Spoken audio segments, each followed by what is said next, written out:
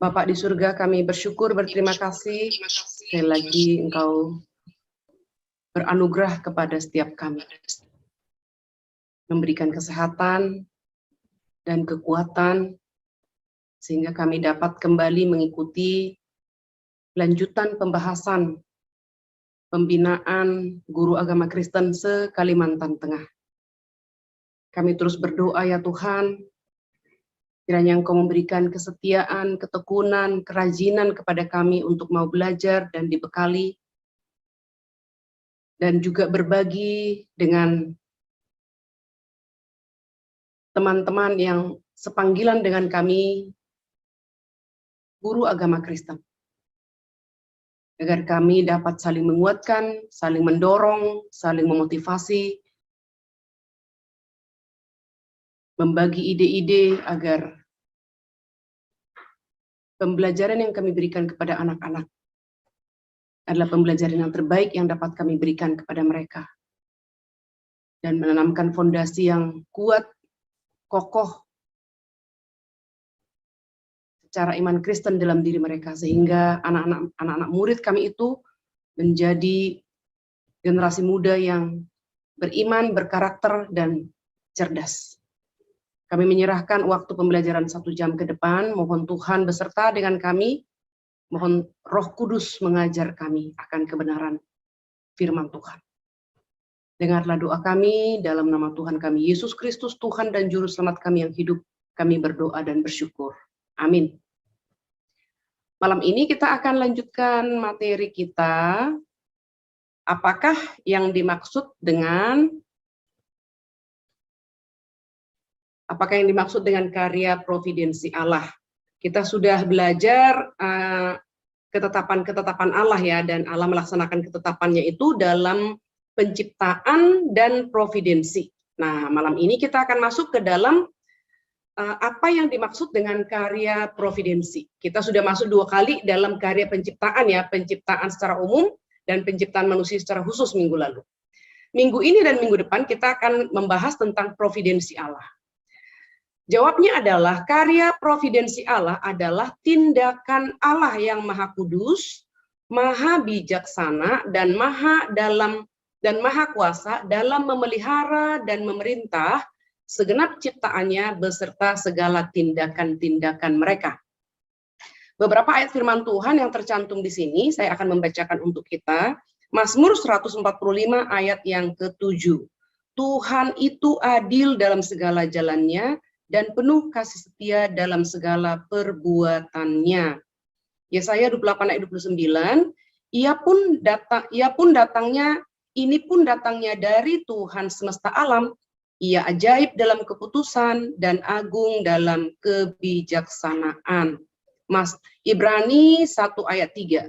Menopang segala yang ada dengan firman-Nya yang penuh kekuasaan. Mazmur 103 ayat 19. Kerajaannya berkuasa atas segala sesuatu. Matius 10 ayat 29.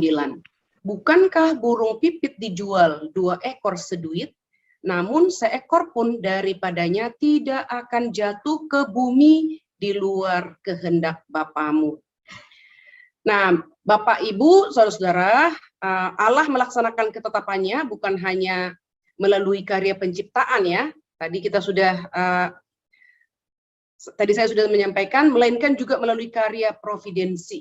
Nah, malam hari ini kita akan belajar karya providensi itu adalah memelihara dan memerintah. 2 poin ini kita akan belajar bersama-sama. Memelihara dan memerintah segenap ciptaannya beserta segala tindakan mereka. Yang pertama kita akan melihat Allah memelihara, tindakan Allah memelihara. Ya, Mazmur 91 ayat yang ke-5. Ya, kita akan melihat, mari bersama-sama membuka Mazmur 91 ayat yang ke-5. Engkau tak usah takut terhadap kedahsyatan malam. Nah, kita lihat di sini gambar seorang anak bayi ya, tertidur lelap dan sangat lelap ya di dalam tidurnya ini. Sebentar ya.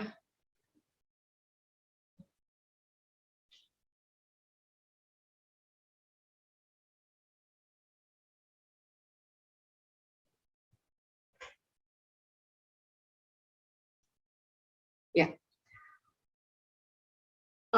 Kelihatan ya Bu Tri? Iya Bu, kelihatan. Ya, oke. Anak ini tertidur dengan nyenyak dan lelap pada waktu malam ya.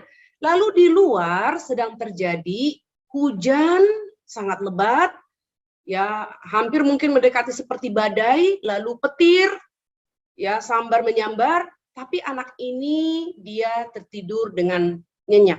Nah, gambar ini Bapak Ibu sebenarnya mau mengajak kita untuk melihat bagaimana sikap orang percaya dalam menghadapi hidup. Bagaimana sikap orang percaya dalam menjalani hidup. Nah, dengan kita percaya bahwa Allah mencipta segala sesuatu dan apa yang diciptakannya dipeliharanya, seharusnya kita percaya bahwa Allah menjaga dan memelihara kita. Kita semua sekarang orang dewasa ya, dan tentu ada konflik dalam keluarga, konflik dalam pekerjaan, konflik dengan anak, dengan rekan sepelayanan dan sekerja, dan mungkin ada juga kelemahan fisik, masalah ekonomi, masalah pekerjaan, atau Bapak Ibu yang ada pekerjaan tambahan, mungkin ada kebun, mungkin ada juga kesulitan di sana. Nah, Bapak Ibu, di sana kita diuji keimanan kita, apakah kita percaya bahwa Allah menjaga dan memelihara kita dalam segala situasi dan kondisi. Allah memelihara kita bukan pada saat segala sesuatu berjalan lancar dan baik. Bahkan pada saat kita sakit pun, Allah tetap memelihara kita. Bahkan dalam keadaan mungkin kebun, ya apa yang sudah kita kerjakan dengan sangat lelah, banyak mengeluarkan dana, mengeluarkan tenaga, tetapi tidak menghasilkan seperti yang kita harapkan. Apakah Tuhan tidak memelihara kita? Nah, malam ini kita akan belajar dan saya berharap Bapak Ibu saya dikuatkan kembali oleh kebenaran ini. Karya providensi Allah dalam hidup kita. Ibrani 1 ayat yang ketiga berbunyi, Allah menopang segala yang ada dengan firman-Nya yang penuh kuasa. Jadi Allah menopang. Selama kita ada dalam dunia ini, kondisi apapun itu adalah karena Allah menopang. Bukan pada waktu saat kita sehat saja Allah menopang. Tetapi pada saat kita sakit pun, pada saat kita menghadapi kesulitan, juga di sana Allah menopang. Di dalam Kisah pasal 17 ayat 27 sampai 28 dikatakan Allah tidak jauh dari kita. Di dalam Dia kita hidup, kita bergerak, kita ada.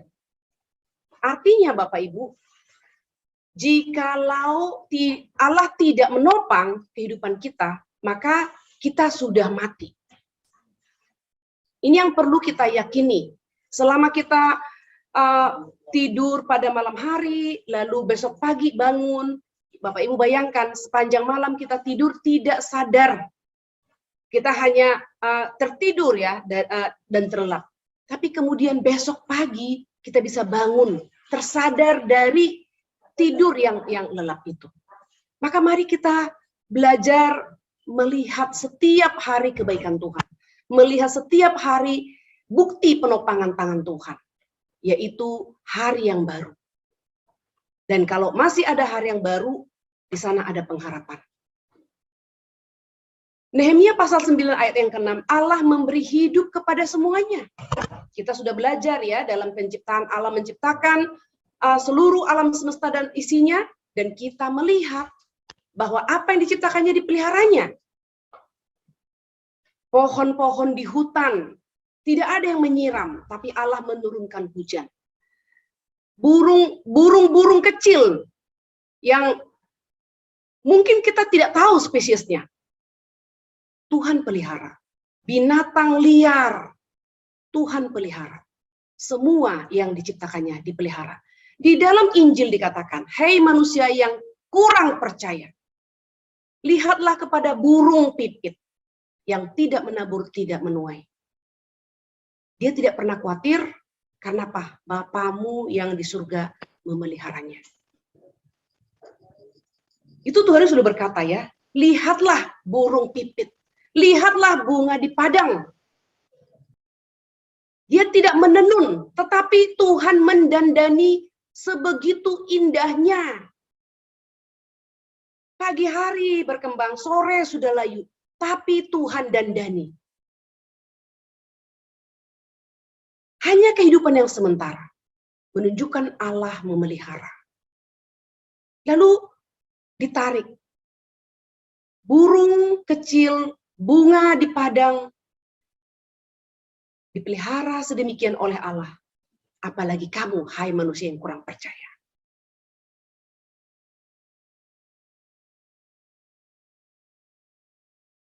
Mari kita bercermin, belajar pada malam hari ini, kembali kiranya Tuhan meneguhkan iman percaya kita.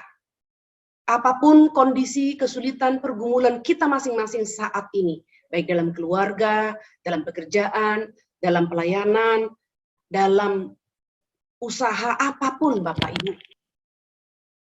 Mari kita melihat dan belajar Allah memelihara. Ini bukan hanya slogan. Sejarah dunia ini berjalan membuktikan Allah memelihara. Kita lihat ya, Perang Dunia Pertama selesai, Perang Dunia Kedua selesai. Sekarang perang Rusia dan Ukraina. Dan kita terus berdoa berharap segera berakhir. Perang Dunia Pertama tidak mengakhiri dunia ini, bukan? Perang Dunia Kedua tidak mengakhiri dunia ini. Kenapa? Tuhan masih punya rencana. Tuhan masih punya kehendak. Dan tidak ada yang dapat mengakhiri dunia ini selain daripada Tuhan yang menciptakannya. Kolose 1 ayat 7, segala sesuatu ada di dalam Dia, di dalam Tuhan. Tidak ada sesuatu pun di luar Tuhan. Maksudnya di luar kendali Tuhan. Orang yang tidak percaya di dalam kendali Tuhan. Orang yang percaya di dalam kendali Tuhan.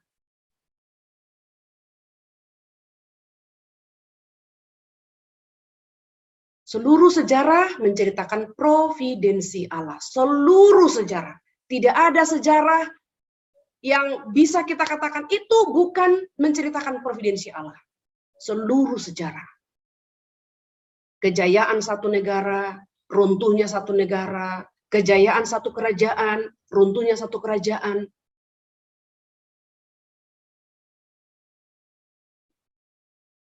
Pertumbuhan gereja, kegagalan gereja, dan seterusnya. Bahkan Bapak Ibu yang mengajar dalam satu sekolah, sejarah sekolah itu pun, dari sejarah sekolah itu bagaimana Tuhan pelihara, pun kita bisa melihat itu ada providensi Allah. Jadi berjalannya dunia ini karena intervensi Allah, providensi. Dijaga, dipelihara. Walaupun manusia merusak dunia ini, bukannya mengelolanya seperti tukang kebun yang dipercayakan oleh Tuhan. Setelah manusia jatuh ke dalam dosa, justru manusia merusak bumi. Tapi ketika manusia merusak bumi pun, manusia tidak dapat mengakhiri bumi ini. Amsal 16 ayat 9. Hati manusia menimbang, tetapi Allah yang menetapkan langkah. Betapa mutlak kedaulatan Allah itu. Manusia sebagai makhluk individu, makhluk yang berakal budi, dia berencana, dia menimbang. Tetapi Allah yang menetapkan langkah. Kita tidak maha tahu Bapak Ibu, tetapi kita harus berencana, bukan? Seperti dalam kitab Yakobus dikatakan, sekiranya Allah berkenan, kami akan pergi ke kota Anu. Kenapa muncul kata sekiranya Allah berkenan? Karena kita tidak maha tahu. Apakah rencana kita untuk pergi ke kota Anu itu direstui oleh Tuhan? Jangan-jangan sebelum pergi ke kota Anu, Tuhan sudah berkata, enough, cukup. Lalu Tuhan menarik nafas hidup. Maka rencana pergi ke kota Anu tidak akan pernah tercapai. Itu sebabnya di dalam semua rencana kita dan harus berencana, kita harus membawanya dan berdoa, Tuhan, sekiranya Engkau berkenan atas rencana kami A, B, C, dan seterusnya. Demikian juga untuk anak-anak kita. Kita harus merencanakan yang terbaik untuk mereka. Dan kita berdoa sekiranya Tuhan berkenan memberkati rencana pendidikan anak-anak kami. Rencana masa depan anak-anak kami. Demikian juga anak murid kita di sekolah. Amsal 16 ayat 33, undi dibuang, setiap keputusan berasal daripada Tuhan. Undi itu adalah usaha manusia untuk menemukan satu pilihan di antara banyak undi. Jadi manusia itu terbatas. Siapa? Begitu ya. Misalnya seperti waktu Yunus melarikan diri dari hadapan Tuhan. Lalu Tuhan menyatakan kedaulatannya atas laut, atas samudra raya.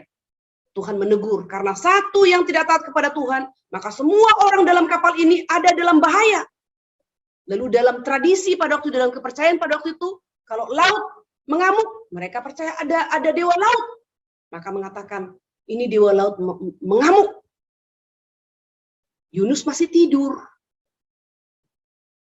di dalam buritan di bawah. Sedangkan orang-orang satu kapal dengan dia sudah membuang ya semua benda-benda yang berat yang membuat kapal itu semakin berat. Mereka membuang semua.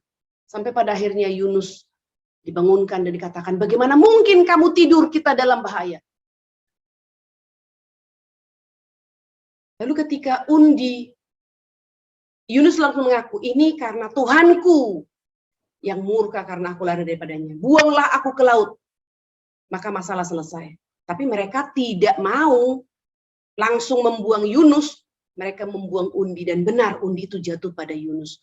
Maka sesuai dengan ketetapan dan kebiasaan, kalau undi jatuh, maka ya harus dilaksanakan.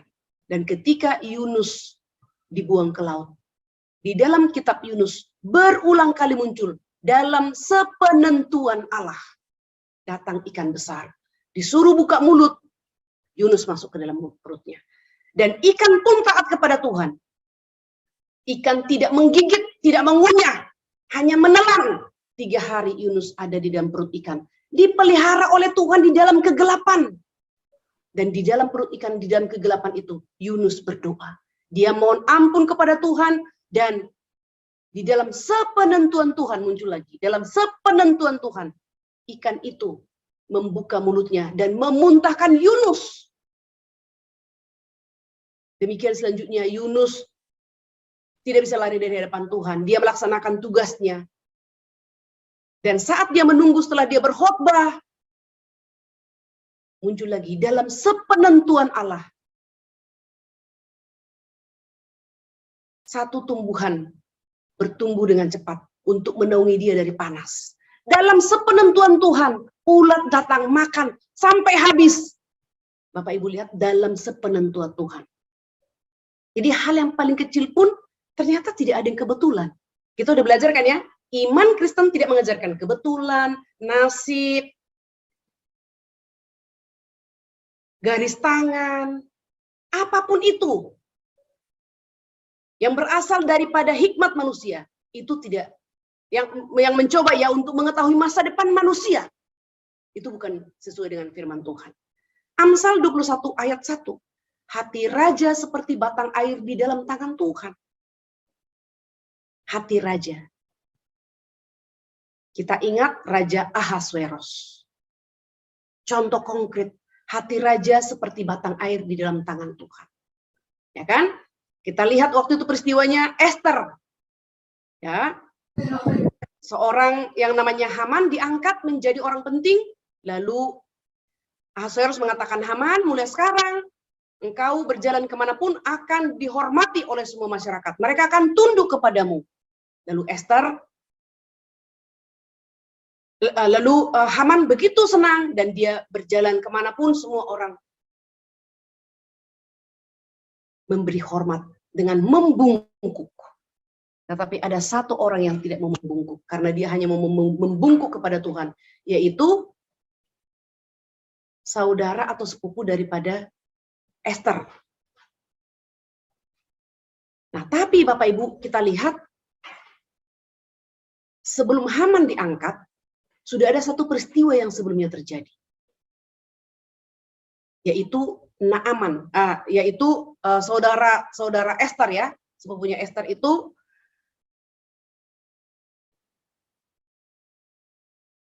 ketika Esther masuk ke dalam istana menjadi ratu, dia menjaganya dengan selalu berada di pintu gerbang istana.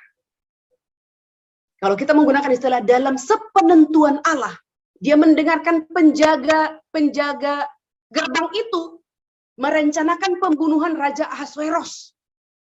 Dan apa yang didengarnya itu dilaporkannya, lalu laporan itu ditulis dan disimpan di perpustakaan istana, perpustakaan kerajaan.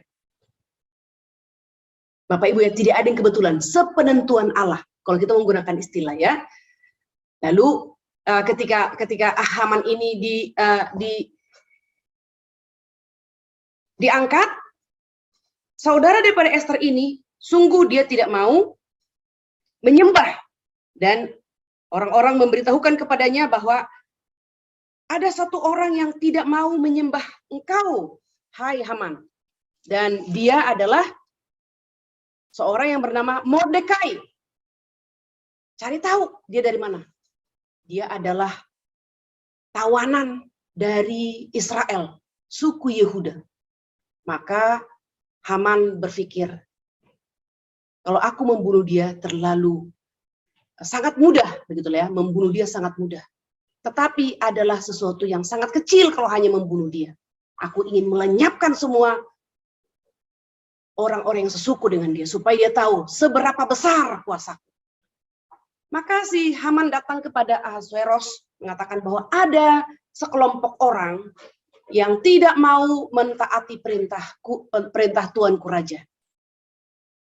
Lalu Ahasveros mengatakan, untuk itu apa rencanamu? Dikatakan, jika tuanku raja berkenan, saya ingin menghabisi mereka dan tidak bersisa. Maka Raja Ahasveros mengatakan, laksanakan. Ini cincin untuk materai setiap surat yang kamu kirimkan untuk membasmi, untuk membunuh semua orang. Di mute, Putri. Orang yang sesuku dengan dia bisa dibunuh. Nah, di sini kita lihat Bapak Ibu, sejarah terus berjalan bukan? Tetapi di dalam sepenentuan Allah, Esther diangkat menjadi ratu, Ahasveros menggantikan Wasti. Di dalam sepenentuan Allah, Mordekai yang ada di pintu gerbang istana mendengar dua pegawai daripada kerajaan berencana membunuh Raja Ahasveros, dan kita lihat Raja mencatat apa yang telah dilakukan oleh Mordekai, dan kita lihat apa yang menjadi usaha Mordekai menolong orang Yahudi ketika surat telah dikeluarkan oleh Haman untuk membunuh semua orang Yahudi. Mari kita membaca bersama-sama Esther pasal yang keempat. Esther pasal yang keempat ayat yang pertama. Setelah Mordekai mengetahui segala yang terjadi itu, ia mengoyakkan pakaiannya, maksudnya yang terjadi itu adalah surat ya yang sudah ditetapkan oleh Haman untuk membunuh dalam 1 hari, akan membunuh semua orang Yahudi. Setelah Mordekai mengetahui segala yang terjadi itu, ia mengoyakkan pakaiannya, lalu memakai kain kabung dan abu, kemudian keluar berjalan di tengah-tengah kota, sambil melolong-lolong dengan nyaring dan pedih. Ayat 13-16. Maka Mordekai menyampaikan jawab ini kepada Esther. Jangan kira karena engkau di dalam istana raja, hanya engkau yang akan luput dari antara semua orang Yahudi. Sebab sekalipun engkau pada saat ini berdiam diri saja, bagi orang Yahudi akan timbul juga pertolongan dan kelepasan dari pihak lain. Dan engkau dengan kaum keluargamu akan binasa. Siapa tahu, mungkin justru untuk saat yang seperti ini, engkau beroleh kedudukan sebagai ratu. Maka Esther menyuruh menyampaikan jawab ini kepada Mordekai. Pergilah, kumpulkanlah semua orang Yahudi yang terdapat di Susan, dan berpuasalah untuk aku. Janganlah makan dan janganlah minum 3 hari lamanya, baik waktu malam, baik waktu siang. Aku serta dayang-dayangku pun akan berpuasa demikian. Dan kemudian aku akan masuk menghadap raja, sungguh pun berlawanan dengan undang-undang. Kalau terpaksa aku mati, biarlah aku mati. Nah, jadi setelah Mordekai mendengar dan juga tentu membaca surat edaran daripada Haman, maka dia menyampaikan kepada Esther supaya dia menghadap raja. Satu-satunya yang dapat membebaskan mereka dari surat pembasmian orang Yahudi itu adalah ketetapan raja. Maka kita sudah tahu Esther ya sudah minta, kalian berdoa, aku berdoa, kalian berpuasa, aku berpuasa. Pada waktu itu ada peraturan, kalau raja tidak memanggil seseorang datang menghadap dia, ada dua kemungkinan. Kalau orang itu datang menghadap raja, yang pertama, kalau raja tidak mengulurkan tongkat emasnya, maka orang itu akan dilenyapkan. Tapi kalau raja mengulurkan tongkat emasnya, maka raja berkenan atas orang itu dengan datang tanpa dipanggil. Itu sebabnya Esther mengatakan, sekiranya aku mati, biarlah aku mati. Maksudnya kalau nanti aku setelah 3 hari berdoa dan berpuasa, aku akan masuk menghadap Ahasuerus, dan sekiranya dia tidak berkenan, berarti satu-satunya adalah dia akan mati. Untuk itu Esther butuh kekuatan, dukungan doa daripada semua orang Yahudi. Lalu kemudian Esther menghadap ya. Kita lihat dalam Esther pasal 5. Pada hari ketiga Esther memakai pakaian ratu, lalu berdirilah ia di pelataran dalam istana raja. Tepat di depan istana raja. Raja bersemayam di atas tahta kerajaan di dalam istana, berhadapan dengan pintu istana itu. Ketika raja melihat Esther, sang ratu berdiri di pelataran, berkenanlah raja kepadanya, sehingga raja mengulurkan tongkat emasnya yang di tangannya ke arah Esther. Lalu mendekatlah Esther dan menyentuh ujung tongkat itu. Tanya raja kepadanya, apa maksudmu, hai Ratu Esther, dan apa keinginanmu? Sampai setengah kerajaan pun akan diberikan kepadamu. Singkat cerita kita tahu, Esther mengundang raja, menyampaikan keinginannya, mengundang raja untuk perjamuan malam. Mengundang Haman juga.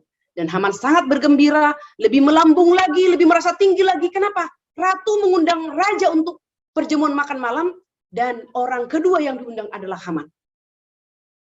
Malam pertama, Esther belum menyampaikan maksud hatinya. Malam yang kedua, raja mengatakan, apakah keinginanmu, Ratu Esther? Setengah dari kerajaan akan kuberi kalau kamu meminta. Pada perjamuan malam yang kedua, Esther mengatakan, Tuanku, ada orang yang memiliki hati yang jahat. Ingin melenyapkan kaumku. Kalau kaumku berarti termasuk Esther. Raja langsung murka. Bagaimana mungkin dia mau membunuh ratu? Siapa dia? Esther langsung mengatakan, orang ini. Nah, Haman yang sudah menyediakan sula untuk Mordekai, akhirnya dia yang disulakan di atas sula yang disiapkan untuk Mordekai. Dan kemudian Mordekai atas sepenentuan Tuhan juga, Raja Ahasuerus tidak bisa tidur, lalu dia pergi ke perpustakaan dan membaca laporan dari Mordekai yang ditulis bahwa Mordekai pernah menemukan 2 orang bermaksud ingin membunuh raja. Lalu Mordekai masih sempat berdialog dengan Haman, apa yang harus diberikan kepada orang yang memiliki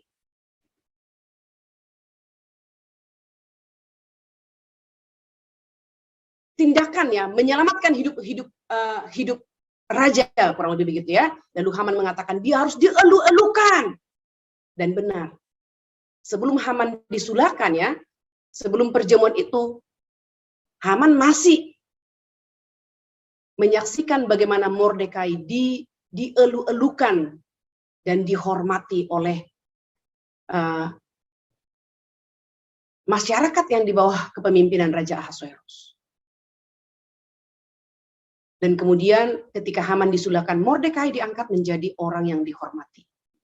Dan sebaliknya Haman dihukum mati.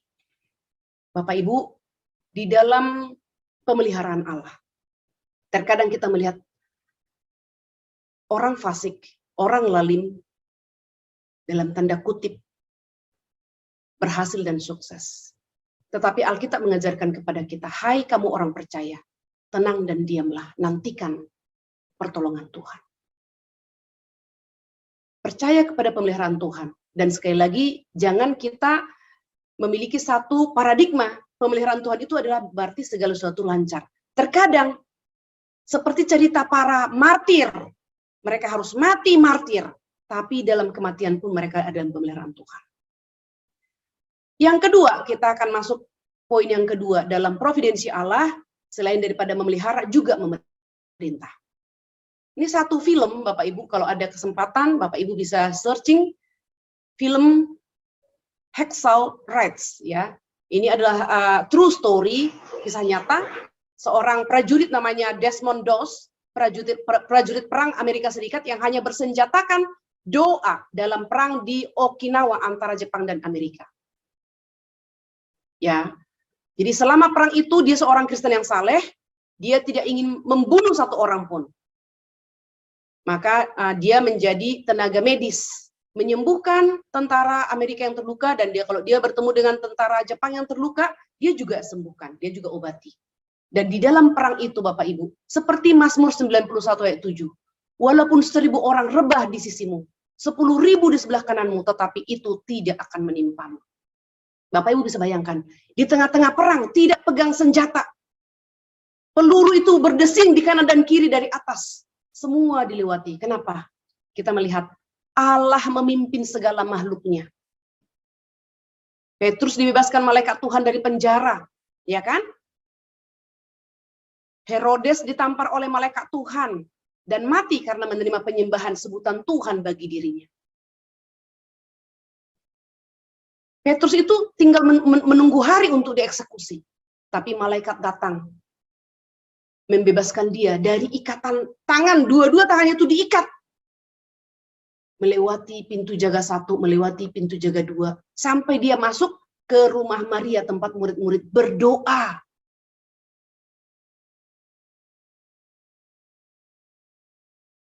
Dari film ini, Bapak Ibu, tidak berarti tidak seorang pun akan mati dalam suatu pertempuran.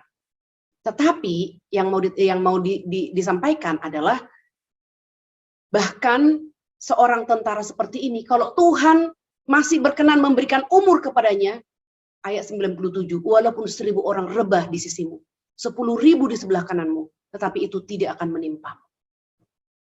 Sebaliknya, kalau waktu Tuhan tiba, jangankan pergi berperang, di rumah pun pada waktu kita tidur, kita bisa menerima kehendak Tuhan. Cukup. Maka kita mengembuskan nafas terakhir. Nah, Allah dapat memperpanjang hidup hambanya jika ia berkenan melakukannya. Nebukadnezar, seorang raja Babel, ya. Karena dia menengadah ke atas dan menantang Tuhan, mengatakan, lihatlah Babel ini, bukankah aku yang menciptakannya? Maka Tuhan mencabut akal budinya. Dia menjadi sama seperti binatang.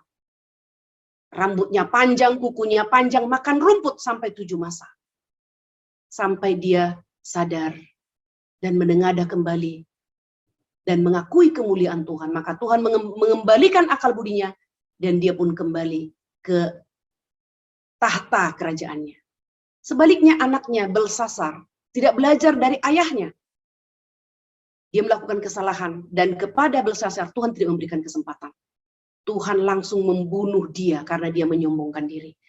Nebukadnezar menyombongkan diri, Tuhan hukum, tapi Tuhan beri kesempatan untuk dipulihkan. Belsasar menyombongkan diri, Tuhan langsung pukul dan Tuhan tidak berikan kesempatan. Allah dapat mengatur dan mengendalikan segala yang terjadi dengan sedemikian rupa sehingga hambanya selamat. Ya. Dan mari kita melihat Mazmur 46. Mazmur 46.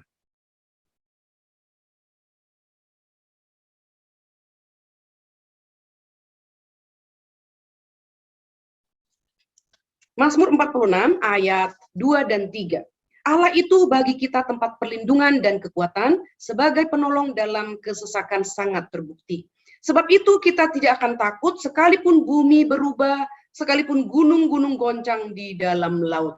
Nah, Mazmur 46 ayat 2 dan 3, inilah yang seharusnya menjadi keyakinan orang percaya. Tentu kita harus menjaga diri, tentu kita harus bijaksana. Bahkan membangun rumah pun jangan di bawah gunung yang mungkin nanti gunung itu bisa longsor. Sekali lagi, jangan mencobai Tuhan. Di tengah-tengah pandemi ini misalnya. Kita percaya dipelihara Tuhan, tetapi jangan mencobai Tuhan tanpa memakai masker, tanpa rajin mencuci tangan, dan seterusnya. Intinya, jangan mencobai Tuhan. Nah, sekarang kita akan melihat pengendalian Allah ya. Dalam pemeliharaan Allah ini yang pertama kita melihat pengendalian Allah. Allah mengendalikan seluruh alam semesta. Ya, mari kita membuka bersama Matius pasal yang kelima. Matius pasal 5 ayat yang ke-45. Karena dengan demikian kamu menjadi anak-anak Bapamu di surga yang menerbitkan matahari bagi orang jahat dan orang yang baik, dan menurunkan hujan bagi orang yang benar dan orang yang tidak benar. Ayat ini menunjukkan bahwa Allah mengendalikan seluruhnya. Allah menurunkan hujan, memberi panas kepada orang benar dan orang jahat. Lalu kita membuka Mazmur 104. Mazmur 104 ayat 14. Mazmur 104 ayat yang ke-14. Engkau yang menumbuhkan rumput bagi hewan dan tumbuh-tumbuhan untuk diusahakan manusia, yang mengeluarkan makanan dari dalam tanah. Sekali lagi, kita diingatkan lagi pengendalian Allah atas alam semesta ini, Allah yang menumbuhkan tumbuh-tumbuhan itu. Ayub 37. Kita buka Ayub 37 ayat yang ke-11-12. Ayub 37, ayat 10 ya. Oleh nafas Allah terjadilah es dan permukaan air yang luas membeku. Awan pun dimuatinya dengan air dan awan memancarkan kilatnya. Lalu kilatnya menyambar-nyambar ke seluruh penjuru menurut pimpinannya untuk melakukan di permukaan bumi segala yang diperintahkannya. Nah, Bapak Ibu, terkadang kita melihat keadaan alam ya. Di sini di dalam Ayub pasal 37 ayat 10 sampai ayat 11 ini bicara tentang oleh nafas Allah terjadilah es. Menurut hukum alam ya kan, dalam 0 derajat ke bawah air itu menjadi es. Kita berpikir itu hukum alam. Tapi itu adalah hukum yang ditentukan oleh Allah. Berarti dalam sepenentuan Allah. Sudah ditetapkan oleh Allah. Karena Allah yang menetapkan hukum alam. Ya.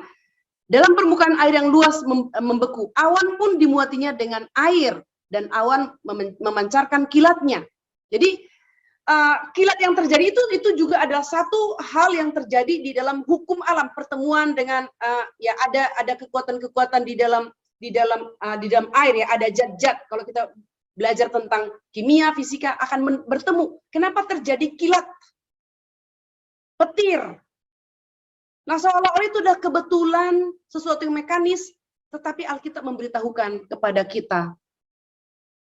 Ayat yang ke-12, lalu kilatnya menyambar-nyambar ke seluruh penjuru, menurut pimpinan Allah, menurut pimpinannya, pimpinan Allah, untuk melakukan di permukaan bumi segala yang diperintahkannya. Berarti tidak ada yang mekanis ya Bapak Ibu. Sesuatu yang mekanis bagi kita, ternyata semua itu, dibalik semuanya itu adalah ketaatan alam atas pengendalian Allah atas alam ini. Yang berikutnya, suku-suku bangsa, pengendalian Allah atas suku-suku bangsa. Kita membuka Daniel pasal yang ke-4. Daniel pasal yang ke-4. Ayat yang ke-25. Tuanku akan dihalau dari antara manusia, di tempat tinggal Tuanku akan ada, dan tempat tinggal Tuanku akan ada di antara binatang-binatang di padang. Kepada Tuanku akan diberikan makanan rumput seperti kepada lembu, dan Tuanku akan dibasahi dengan embun dari langit, dan demikianlah akan berlaku atas Tuanku sampai 7 masa berlalu, sehingga Tuanku mengakui bahwa yang maha tinggi berkuasa atas kerajaan manusia, dan memberikannya kepada siapa yang dikehendakinya. Ya, ini Nebukadnezar ya. Nebukadnezar yang meninggikan Tuhan. Pasal 4 ya. Nebukadnezar meninggikan Tuhan dan direndahkan, dijadikan sama seperti binatang. Dan di sini kita melihat Bapak Ibu di poin yang kedua ini bahwa Allah berdaulat ya tentang suku-suku bangsa. Daniel pasal 2 ayat 21. Daniel pasal 2 ayat 21, dia mengubah saat dan waktu, dia memecat raja dan mengangkat raja, dia memberi hikmat kepada orang bijaksana dan pengetahuan kepada orang yang berpengertian. Kisah 17 ayat yang ke-14. Kisah 17 ayat yang ke-14. Tetapi saudara-saudara, Kisah 17, ayat 26 ya, ayat yang ke-26. Dari satu orang saja ia telah menjadikan semua bangsa dan umat manusia untuk mendiami seluruh muka bumi, dan ia telah menentukan musim-musim bagi mereka dan batas-batas kediaman mereka. Jadi sekarang ini kita melihat ya, dunia ada batas-batas teritorial kan. Bangsa Indonesia batas teritorialnya dengan Malaysia, dengan Israel, dengan Filipina, dengan Australia, dengan Papua Nugini, ya kan, ditentukan. Allah turut serta di dalamnya. Betapa indah sekali ya Bapak Ibu ya. Kita lihat suku-suku bangsa ya, Tuhan yang menentukan. Jadi Allah yang mengangkat dan menurunkan raja yang memimpin suku-suku bangsa. Dan juga kita melihat Allah yang mengangkat, Allah yang menurunkan, Allah yang menghidupkan dan juga mematikan. Jadi semua suku-suku bangsa. Kalau kita mempelajari sejarah manusia, ada suku-suku yang sudah tidak ada. Ya misalnya di Indonesia saja, ada satu kerajaan yang sudah lenyap kalau mengikuti belajar sejarah ya, waktu Gunung Tambora, Gunung berapi Tambora meletus. Kerajaan di bawah gunung itu tertutupi oleh laharnya. Karena konon dikatakan debu daripada Gunung Tambora ini sampai ke India. Sedemikian besar ledakannya. Dan dinyatakan ada satu kerajaan yang hilang ketika Gunung Tambora meletus. Di dalam sepenentuan Tuhan. Sama seperti ketika bangsa Israel memasuki tanah Kanaan. Tuhan mengatakan, semua suku yang ada, suku bangsa yang ada di tanah Kanaan, kamu harus lenyapkan. Berarti Tuhan izinkan. Dan kalau kita melihat kenapa Tuhan mengatakan jangan membunuh, tetapi Tuhan juga memerintahkan harus membunuh. Orang yang harus dibunuh, Tuhan punya alasan karena mereka sangat jahat, mereka berdosa. Suku-suku bangsa yang ada di Israel itu adalah suku-suku penyembah berhala yang mereka mempersembahkan anak mereka kepada berhala. Dan Tuhan tidak mau mereka duduk bersama atau berdekatan dengan bangsa Israel. Itu sebabnya dikatakan kalau kamu masuk ke tanah perjanjian itu, kamu harus membunuh suku-suku bangsa itu. Tetapi kita melihat bangsa Israel tidak membunuh semuanya, bahkan menjalin perjanjian, hidup bersama, berdampingan. Lama-kelamaan mereka saling kawin-mengawin ya. Dan pada akhirnya bangsa Israel jatuh kepada penyembahan berhala. Tuhan menghukum mereka, membuang ke Asyur, membuang ke Babel. Dan mereka belajar untuk setia kepada Tuhan. Yang ketiga, keberadaan masing-masing individu. Jadi suku-suku bangsa dipelihara Tuhan, keberadaan individu juga dipelihara oleh Tuhan. Mari kita melihat 1 Samuel pasal yang kedua. 1 Samuel pasal yang kedua. Ayat yang 6 sampai ayat ke-8.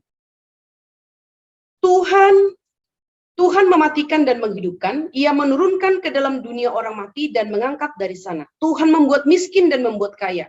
Ia merendahkan dan meninggikan juga. Ia menegakkan orang yang hina dari dalam debu dan mengangkat orang yang miskin dari lumpur. Untuk mendudukan dia bersama-sama dengan para bangsawan dan membuat dia memiliki kursi kehormatan. Sebab Tuhan mempunyai alas bumi dan di atasnya ia menaruh daratan dan seterusnya.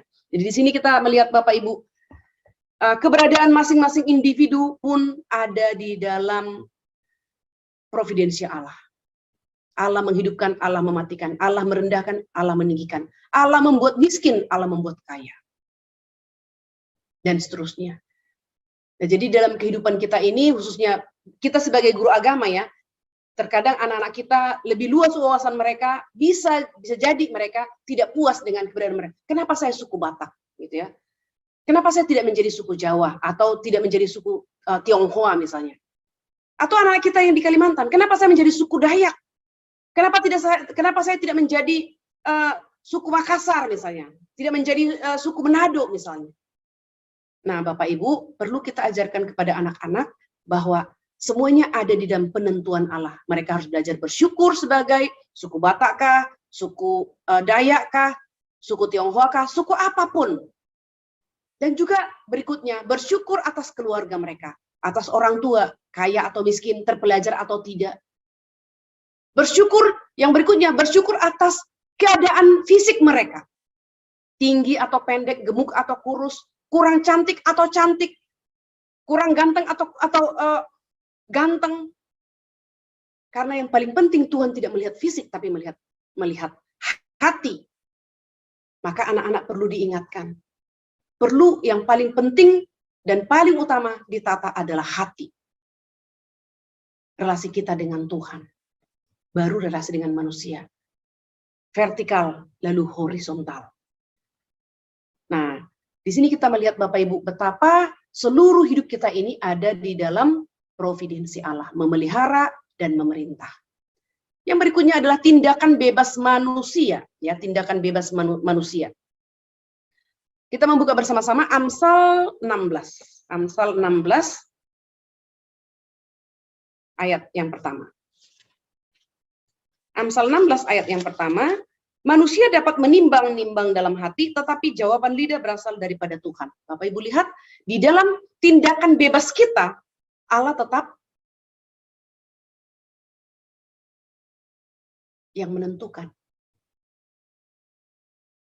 Filipi pasal 2 ayat yang ke-13. Filipi pasal 2 ayat yang ke-13. Karena Allah lah yang mengerjakan di dalam kamu baik kemauan maupun pekerjaan menurut kerelaannya.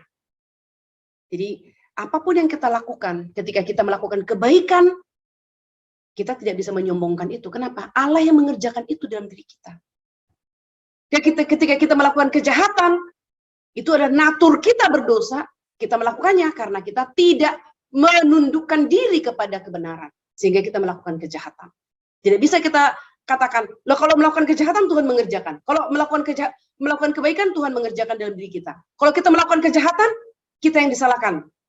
Padahal Tuhan mengizinkan. Tentu karena kita sudah memiliki natur berdosa, dan di dalam natur berdosa ini, jika Tuhan tidak beranugerah, maka yang kita lakukan hanyalah dosa.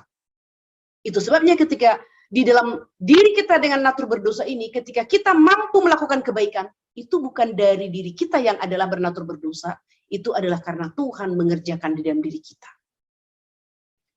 Nah, sekarang kita akan melihat keberatan-keberatan umum.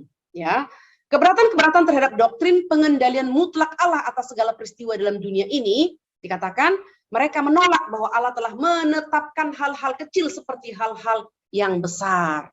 Nah, Bapak Ibu, mereka yang keberatan-keberatan umum ini ya, yang keberatan terhadap pengendalian mutlak Allah atas seluruh alam semesta, mereka setuju hal-hal besar Tuhan kendalikan, tapi mereka menolak Allah juga menentukan hal-hal yang kecil. Nah, Bapak Ibu di sini ada satu tulisan ya, ada satu pepatah ya, ada satu pepatah terkenal yang bunyinya, karena tidak ada seorang jenderal, suatu pasukan menjadi kalah. Karena tidak ada seekor kuda, seorang jenderal menjadi terhalang. Karena tidak ada ladam, seekor kuda menjadi tidak berguna. Karena tidak ada paku, ladam kuda tidak dapat dipasang. Nah, pengertian daripada pepatah ini dikatakan mau menjelaskan tentang kalimat ini ya, menolak bahwa Allah telah menetapkan hal-hal kecil seperti hal-hal besar begitu ya. Jadi dikatakan di sini keberadaan hal-hal besar benar-benar bergantung pada hal-hal yang kecil. Bila hal-hal kecil saja tidak berada di dalam kendali Allah, apalagi hal-hal besar. Jadi ini mau dibalikkan. Kalau yang keberatan terhadap pengendalian Allah ini, mereka setuju ya, hal besar dikendalikan Allah tapi tidak dengan hal kecil, maka mau dikatakan kalau hal kecil aja tidak di dalam pengendalian Allah, apalagi hal yang besar. Jadi jangan dibalik begitu ya. Nah, jadi kesulitan terhadap hal ini, jika Allah mengendalikan hal-hal sampai detail, hal-hal kecil maksudnya ya, pengendalian itu tampaknya membuat manusia hanya seperti pion dalam papan catur, atau seperti robot yang tidak berdaya. Nah, tapi sekarang kita melihat ya, Bapak Ibu, timbul pertanyaan, bila Allah mengendalikan setiap tindakan saya, bagaimana mungkin saya dapat dipersalahkan atas segala tindakan saya? Ya seperti tadi ya, Kalau saya melakukan kebaikan, Allah bekerja di baliknya. Kalau saya melakukan kejahatan, saya bertanggung jawab. Nah, tapi kita harus belajar. Allah turut bekerja dalam semuanya. Dalam kebaikan Tuhan bekerja, di dalam kesalahan kita Tuhan mengizinkan. Begitu kan? Dan ketika Tuhan mengizinkan, bukan berarti Tuhan bertanggung jawab. Tapi kita yang bertanggung jawab. Jawab pertanyaan itu adalah, kita tidak dapat memahami bagaimana Allah dapat mengendalikan segala sesuatu yang kita lakukan, sementara kita dapat tetap bertanggung jawab atas segala tindakan kita. Ya, jadi kita tidak bisa memikir dengan tuntas. Bagaimana kita dapat memahami ya, Allah tetap mengendalikan segala sesuatu yang kita lakukan, sementara kita dapat tetap bertanggung jawab atas segala tindakan kita. Nah, jadi apa kata Alkitab? Alkitab mengajarkan manusia dicipta sebagai makhluk moral, ya kan? Dapat memilih baik yang baik maupun yang buruk. Jadi itu makhluk moral. Artinya, apapun yang kita pilih, kita yang bertanggung jawab atas pilihan kita. Jadi kita tidak boleh menyalahkan Tuhan atas pilihan kita. Contoh pilihan teman-teman hidup, misalnya, memilih tempat tinggal, misalnya memilih pekerjaan, dan seterusnya. Kita yang memilih. Itu sebabnya dalam pemilihan itu harus tetap minta pimpinan Tuhan. Dan kalau terjadi kesalahan pilih, kita yang bertanggung jawab atas pilihan kita. Bukan Tuhan yang bertanggung jawab. Alkitab mengajarkan banyak hal yang paradoks ya. Artinya dua pertanyaan kelihatannya bertentangan tetapi keduanya benar. Jadi dalam hal ini Allah mengendalikan, benar itu pernyataan, tetapi kita juga memiliki tanggung jawab, ya, diberikan kemampuan untuk memilih, maka kita bertanggung jawab, itu juga benar. Allah mengendalikan. Dalam hal ini, ketika kita yang memilih, berarti kita tidak sedang digerakkan seperti pion, atau digerakkan seperti robot. Tidak kan ya? Kita kan dengan sadar kan menetapkan pilihan-pilihan kita kan? Kita dengan sadar. Kalau pion, itu tidak ada daya. Kalau dipindah, dia berpindah. Kalau tidak dipindah, dia tidak berpindah. Jadi jelas berbeda ya. Jadi manusia itu tidak seperti pion atau tidak seperti robot yang digerakkan dengan remote control. Alkitab mengajarkan keduanya ya. Allah mengendalikan segala sesuatu yang kita lakukan dan kita bertanggung jawab atas setiap perbuatan kita. Nah, di sini saya berharap Bapak Ibu bisa mengerti dan mari kita memberi pengertian ini kepada anak-anak agar mereka belajar bahwa apapun yang mereka lakukan, mereka bertanggung jawab atasnya. Pertama, bertanggung jawab kepada Tuhan. Kedua, bertanggung jawab kepada masyarakat sekeliling misalnya. Kalau mereka di sekolah, bertanggung jawab kepada guru, bertanggung jawab kepada teman-teman mereka. Ya, Roma 8 ayat 28 dikatakan Allah turut bekerja dalam segala sesuatu. Jadi, ketika kita melakukan kejahatan, tidak berarti Allah tidak ada. Allah tetap ada, hanya di dalam kedaulatannya Allah mengizinkan kita melakukan pilihan kita. Allah mengizinkan kita melakukan pilihan kita atau membuat pilihan-pilihan kita.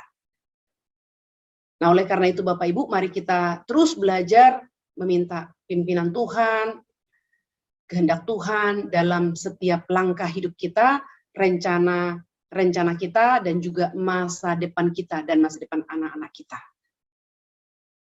Amin. Mari kita berdoa bersama-sama.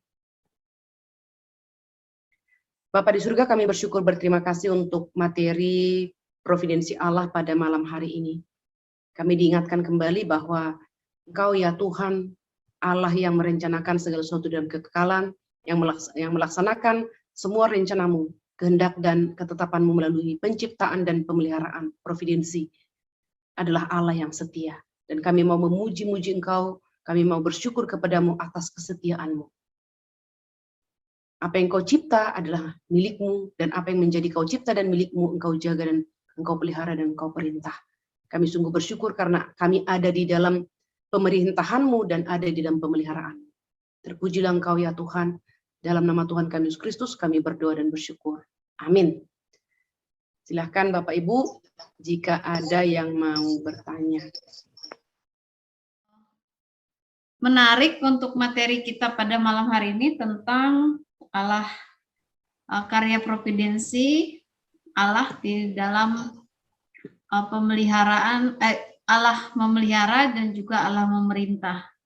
Mungkin dari saya dulu, Bu, bagaimana kita memahami ini saat kita meminta sesuatu kepada Tuhan di dalam doa.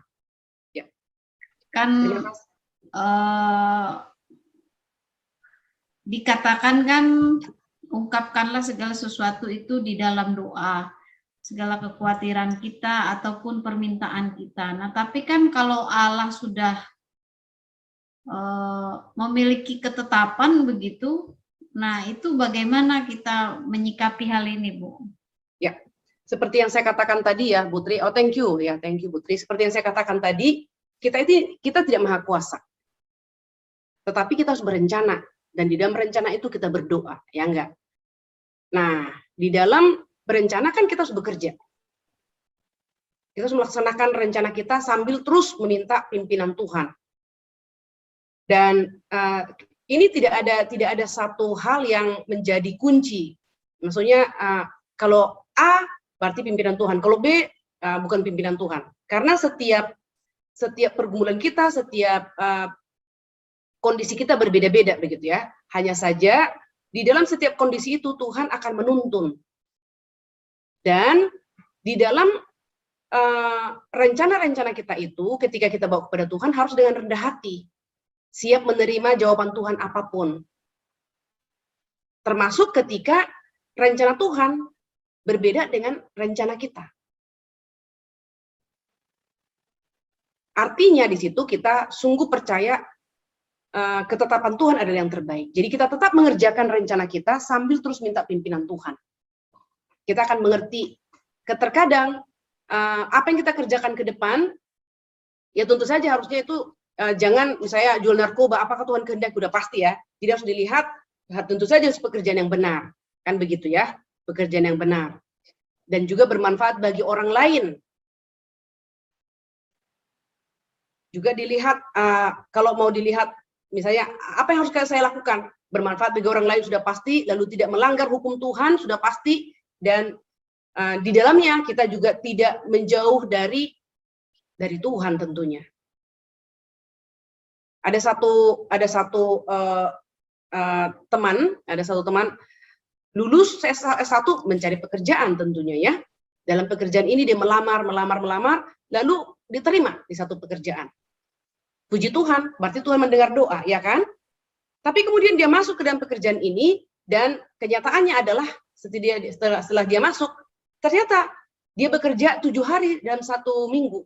Hari Minggu pun dia bekerja walaupun setengah hari, tetapi gerejanya adalah beribadah pagi hari. Belum ada online sebelum seperti setelah pandemi ini ya. Jadi dulu belum ada ibadah online. Maka dia gelisah, apakah ini kehendak Tuhan? Apakah pekerjaan ini kehendak Tuhan? Karena saya sebagai orang Kristen masa bekerja sampai 7 hari? Maka dia berdoa dan dia mengerti karena mengerti sesuai dengan firman Tuhan, harusnya bekerja 6 hari, bukan 7 hari. Kalaupun ada lembur khusus hari Minggu itu hanya insidental gitu ya, bukan untuk pekerjaan tuntutan yang harus begitu. Maka dia berkeputusan untuk pindah pekerjaan sesuai dengan prinsip iman Kristen. 6 hari bekerja, 1 hari beribadah. Begitu, Putri.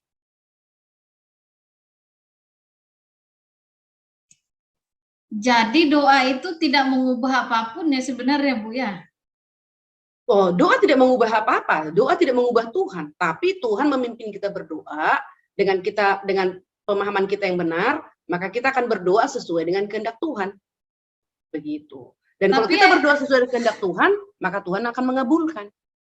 Tetapi ada lagu, Bu, doa mengubah segala sesuatu. Itu lagunya, Bu. Iya, jadi teologi lagu itu salah ya. Doa tidak mengubah Tuhan.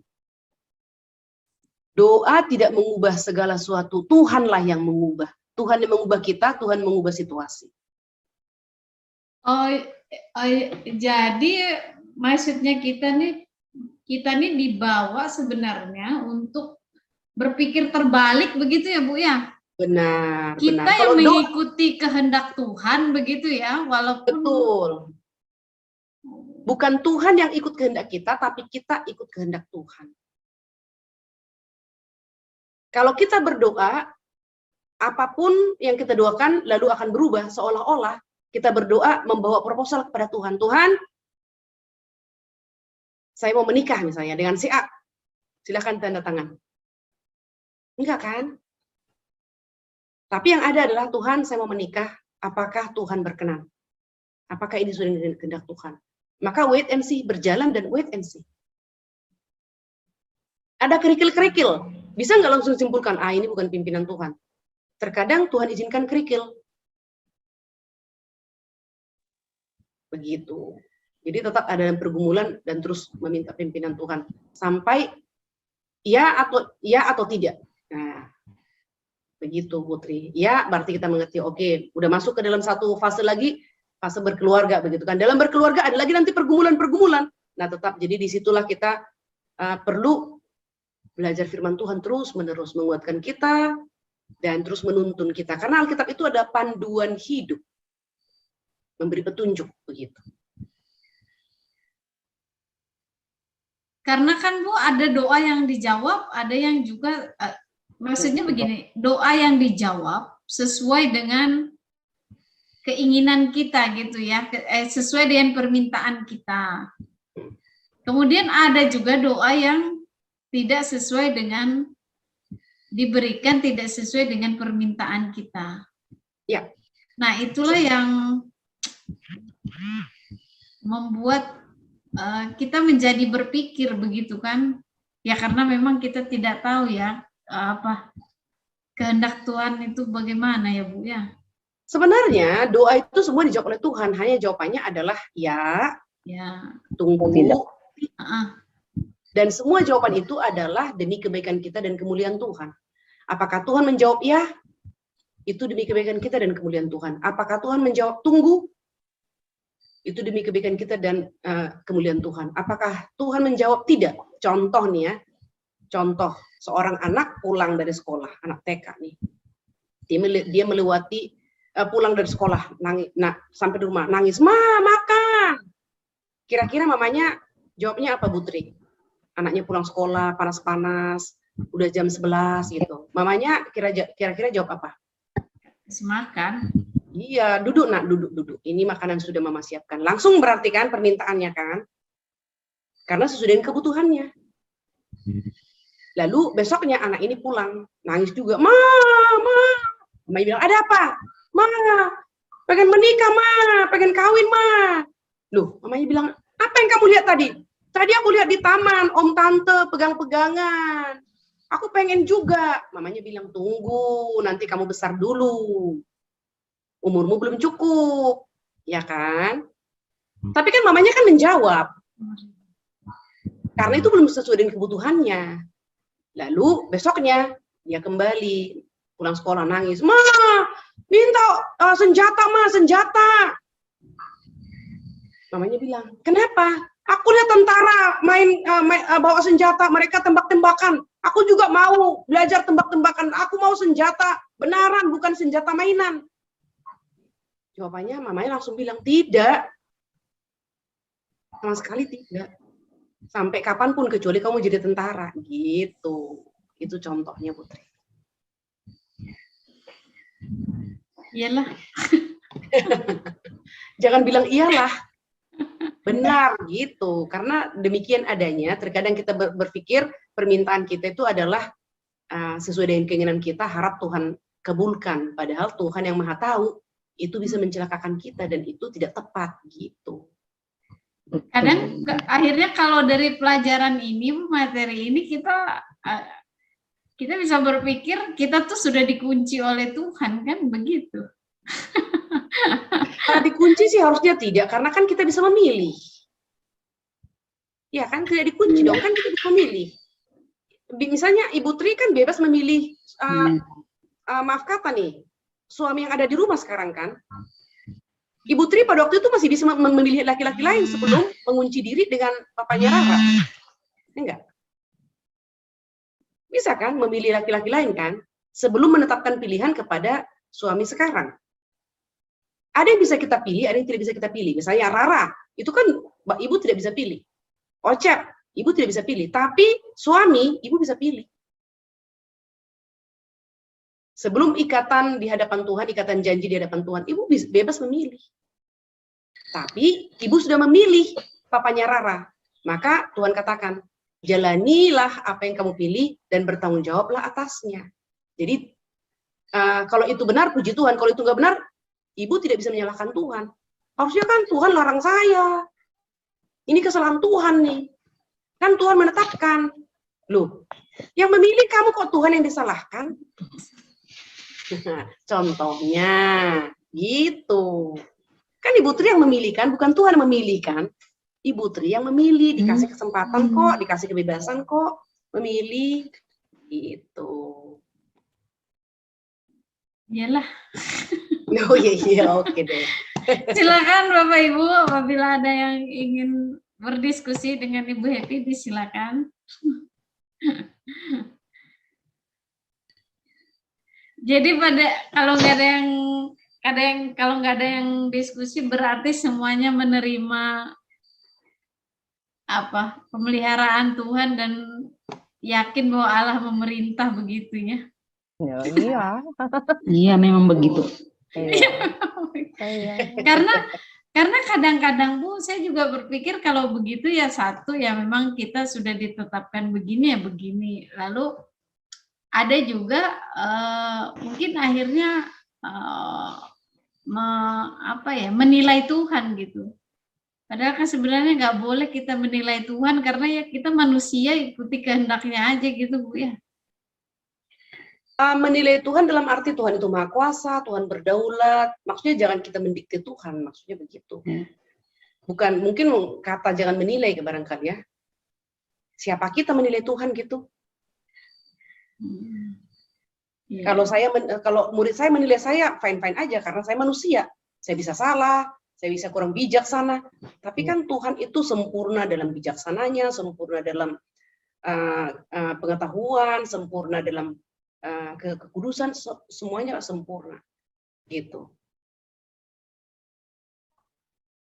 Iyalah. Bu Rayani ada tanggapan Bu, silakan. Ada. Iya. Terima kasih Bu. Materi kita sangat bagus. Pada awal tadi ada materi yang menunjukkan atau menampilkan kepada kita Allah memelihara, lalu ada foto yang anak bayi ya lagi tidur sementara di luar cuacanya yang begitu bergelora ya tadi ya. Karena ada petir, ada mungkin hujan lebat, kemudian disertai angin. Nah, sementara anak kecil itu tidak bergeming dengan keadaannya itu karena dia kecil. Tapi untuk orang yang sudah dewasa seperti saya dan sekarang cuaca itu sangat ekstrim. Nah, ini sering menakutkan ketika guntur, petir, hujan lebat, tambah angin, tambah lagi listrik mati. Nah, inilah yang sering menjadi kekhawatiran kita. Walaupun ya artinya kita seorang yang beriman kepada Tuhan, kita yakin dan percaya bahwa Allah akan tetap memelihara kehidupan kita, tetapi pasti ada rasa menggelitik dalam hati kita, ada kekhawatiran kita karena berada di cuaca yang begitu ekstrim, ya terutama sekarang musim-musimnya yang banjir, hujan lebat dan lain sebagainya, sehingga bahkan ada tanah longsor. Ya, di daerah kami ini, Bu, wilayah perbatasan Kabupaten Barito Timur dengan Barito Selatan, arah Barito Utara itu kan ada jalan raya itu ya bukan sampai longsor, tetapi itu terpecah. Aspalnya itu terpecah, jadi untuk truk lewat itu sangat sulit. Itu harus dijaga oleh pihak keamanan. Kemudian yang kalau kendaraan kecil masih bisa ya. Nah, ini adalah salah satu kekhawatiran ketika kita dalam perjalanan karena berada di musim yang cuaca ekstrim. Nah, ini selalu menggelitik, Bu, menggelitik ketika kita diperhadapkan kepada kita. Untuk menguatkan itu yang memang sering, aduh, bilang Ibu Anu tadi, aduh, ayo, tetapi sebagai seorang beriman ya, ini tanggapan aja, Bu, supaya tetap kita berdoa sekalipun dalam keadaan gelap gulita, karena itu biasanya datangnya itu pada malam hari. Cuacanya ekstrim, tambah mati listrik, tambah petir, tambah guntur, tambah hujan lebat, tambah angin. Aduh, lalu biasanya hanya meringkuk seperti ini. Itu aja tanggapan, tapi tetap Allah luar biasa yang tetap memelihara kita. Amin. Ya, Bu Urayani tadi anak yang tidur lalu di luar petir, badai itu menunjukkan kehidupan kita sebenarnya dalam keadaan kita di dalam dunia ini. Kehidupan itu adalah seperti badai petir yang menakutkan begitu, tapi kita tidak bisa lari tentu dari masalah itu, ya kan? Kita harus menghadapinya, dan saya setuju ya, Ibu di sana dengan kekhawatiran tersendiri dengan cuaca ekstrim. Kami pun di Jakarta tetap ada kekhawatiran tersendiri, mungkin tidak longsor, tetapi ada kekhawatiran banjir, gempa bumi. Ya di Kalimantan kan agak kurang gempa ya, tapi kami di sini, nah di sini gempa begitu kan, apalagi saya tinggal di lantai 21 misalnya. Wes kalau gempa terjadi menari, Bu, gedungnya menari. Iya. Nah, tapi sekali lagi kita harus belajar bahwa kalau ada sesuatu yang terjadi, ya kita tidak bisa tinggal dalam rumah gitu ya. Misalnya kita sudah tahu lingkungan kita gampang terendam banjir, kalau hujan lebat, debit air biasanya udah tinggi, berarti kita harus waspada.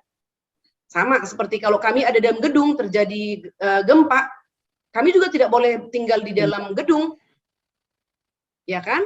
Getaran pertama kita harus sembunyi di bawah, di mana misalnya kita menunggu getaran besar, bersembunyi di bawah meja misalnya gitu ya, tidak boleh mendekati barang yang bisa tumpah dan menimpa kita. Setelah berhenti harus turun. Nah begitu, jadi disitulah Tuhan berbijaksana. Tapi sekali lagi, ketika dikatakan Tuhan menjaga, bukan berarti kita pasif. Ya, Tuhan memberi kita juga bijaksana. Sama seperti kami di kota, ada gempa, kita harus memiliki ilmu bagaimana kalau terjadi gempa, ya kan? Demikian juga orang-orang yang tinggal di tepi laut misalnya, kalau ada bunyi sirene, berarti hati-hati, waspada, akan ada tanda-tanda tsunami misalnya. Gitu. Jadi semua kita harus punya pengetahuan dimanapun kita berada dan kondisi di mana kita tinggal, apa yang perlu diwaspadai. Ya itu harus diperhatikan juga begitu. Sama seperti kalau menyeberang jalan raya kan ya. Iya. Menyeberang di crossroad-nya itu kita kan harus melihat kanan dan ke kiri, sekalipun itu tempat penyeberangan sekalipun. Harus tetap hati-hati. Jadi dipelihara oleh Tuhan itu tentu saja kita tidak melewati jalan raya misalnya, oh saya dipelihara Tuhan, jalan aja gitu tanpa melihat kanan kiri. Tidak seperti itu. Nah, tapi dengan pengetahuan yang baik, maka kita bisa berjalan dengan aman. Dan sekali lagi, ada teman saya naik bawa sepeda motor kemanapun hati-hati. Sampai satu kali dia disenggol oleh orang lain. Coba. Dia hati-hati, orang lain tidak hati-hati, dia disenggol. Jadi kan nggak ada jaminan juga ya dalam dunia ini. Hanya saja jangan kita putus asa, hati-hati aja disenggol. Nggak usah hati-hati, nggak juga. Jadi kita harus tetap hati-hati dan belajar dari orang-orang seperti ini bisa menyenggol. Berarti kita harus lebih betul-betul belajar dari kesalahan juga. Kesalahan orang lain yang menyenggol kita atau kesalahan orang lain yang terjadi pada orang lain juga. Nah, kurang lebih begitulah Bu uraiannya. Ya. Oke, apakah masih ada Bapak Ibu? Bu, yang materi Ibu ini tadi kan seperti Allah memberikan matahari kepada semua orang baik Ya. yang percaya kepada Tuhan ataupun tidak. Orang gitu. benar, orang jahat ya istilahnya ya. Iya, iya begitu. Berarti ini secara general ya pemeliharaan Tuhan dan Allah Iya. memerintah. Iya. Ya, bedanya dengan Memerintah yang alam ini, memerintah alam ini. Jadi kalau bedanya dengan kita yang memang umat Tuhan, orang Kristen, apa bedanya? Bedanya adalah kita dipelihara lebih khusus lagi. Dipelihara dalam iman, ketekunan, kesetiaan, providensi Allah itu dalam ketekunan mengikut Tuhan.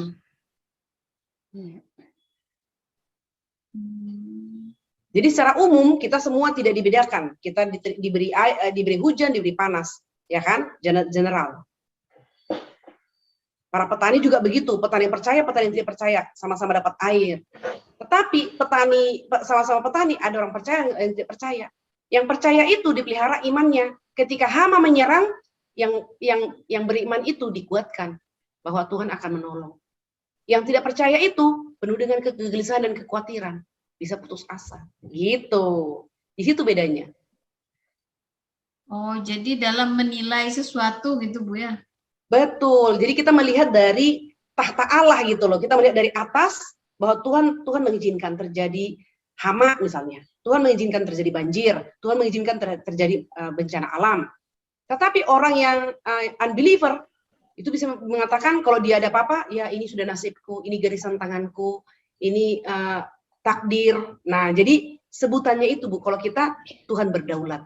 Tuhan tetap melihat kita sekalipun ada dalam pengungsian misalnya. Jadi jangan kau salah menilaiku, Bu Rayani. Ya, kembali lagu. Iya. Baik Bapak Ibu yang terkasih, apakah ada yang ingin berdiskusi mengenai materi ini lagi? Kalau tidak ada, kita akan akhiri pertemuan kita pada malam hari ini.